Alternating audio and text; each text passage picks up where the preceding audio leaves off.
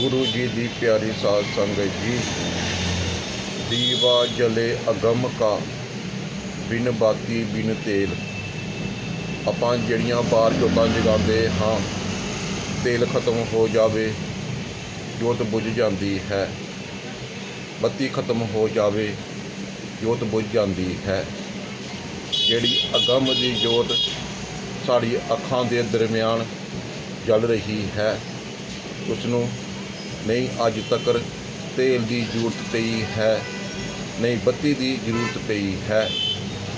ਉਹ 24 ਘੰਟੇ ਸਾਡੀ ਅੱਖਾਂ ਦੇ ਉੱਤੇ ਜਲ ਰਹੀ ਹੈ।